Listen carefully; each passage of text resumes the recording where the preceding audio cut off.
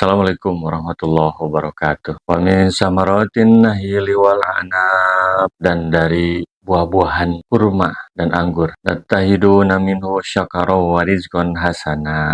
Menjadikan mereka dari anggur dan kurma itu menjadi minuman yang memabukkan, dan ada juga yang menjadikan minuman yang baik. Inna fi dzalika laayatal liqaumin yaqilun. Sesungguhnya pada yang demikian itu terdapat tanda-tanda kekuasaan Allah bagi orang-orang yang berakal, menggunakan akalnya untuk berpikir. Bayangkan, dari hujan turun, kemudian hujan itu ke dalam tanah. Dari dalam tanah itu tumbuhlah yang namanya kurma dan anggur. Dan buah kurma dan anggur itu ternyata pemanfaatannya ada dua, ada yang baik, ada yang jelek. Ada orang yang menjadikan sebagai minuman yang memabukkan, ada juga orang yang menjadikannya menjadi minuman yang sangat baik. Demikianlah keberadaan kehidupan manusia. Sehingga jangan aneh ketika kita menemukan berbagai perbedaan, bahwa ketika menyampaikan risalah Allah, ketika kita menyampaikan kebaikan, maka penerimaannya tidak semua baik. Wa auha rabbuka ilan nahli anittahidi minal jibali buyuta, dan Allah mewahyukan kepada lebah madu untuk menjadikan di bukit-bukit itu sebagai rumah mereka. Ini dalam arti petunjuk,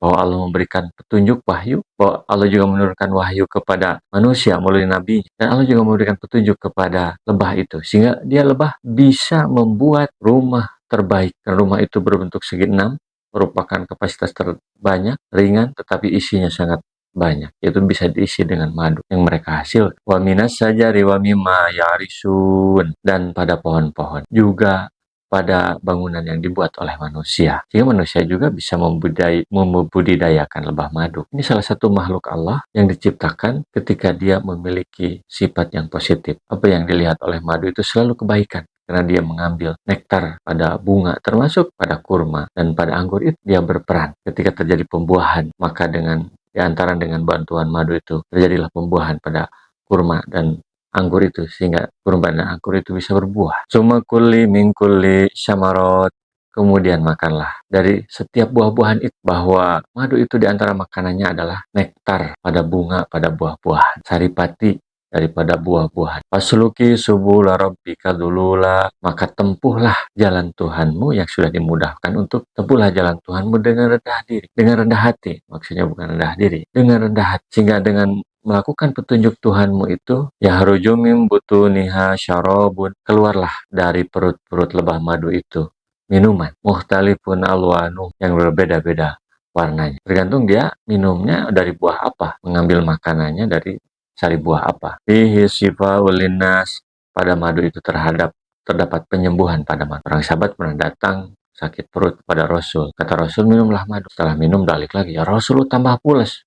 Minum lagi. Kata Rasul, minum lagi, datang lagi. Tambah pules ya Rasulullah. Yang ketiga, datang lagi. Kata Rasul, minum lagi. Karena Allah tidak mungkin bohong. Setelah minum yang ketiga, ternyata perutnya sembuh. Dalam madu itu terdapat obat yang sangat mujarab untuk berbagai banyak penyakit. Tetapi minuman ini tidak dibuat di sebuah pabrik. Ini dibuat dalam perut sebuah makhluk yang sangat kecil, itu lebah madu.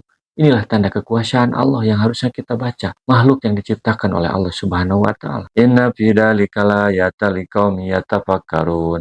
Sesungguhnya pada yang demikian itu, pada lebah madu, terdapat tanda bagi orang yang mau berpikir untuk memproduksi sebuah obat. Itu pasti ada pabrik yang membuatnya, yang sangat canggih. Semakin bagus obat, itu semakin canggih pabrik. Sementara madu dibuat dalam lebah. Apakah mungkin lebah madu itu diciptakan tanpa ada yang menciptakan? Itulah Allah yang menciptakan lebah. Sehingga ketika kita melihat madu, melihat lebah madu, kita harus berpikir, la ilaha illallah, tiada Tuhan selain Allah lah yang menciptakan. Sehingga harusnya manusia tunduk kepada petunjuk dari Allah Subhanahu wa Ta'ala. Karena madu itu sangat tunduk pada petunjuk Allah, sehingga dia menghasilkan yang bermanfaat bahkan untuk manusia. Cuma bedanya, manusia itu ada yang tunduk, ada yang ngobang. Semoga bermanfaat. Assalamualaikum warahmatullahi wabarakatuh. Rasulullah SAW bersabda, baligu anni walau ayatan, sampaikan dariku meskipun satu ayat. Mari kita sebarkan jalan kebahagiaan dengan like, share, dan subscribe channel ini.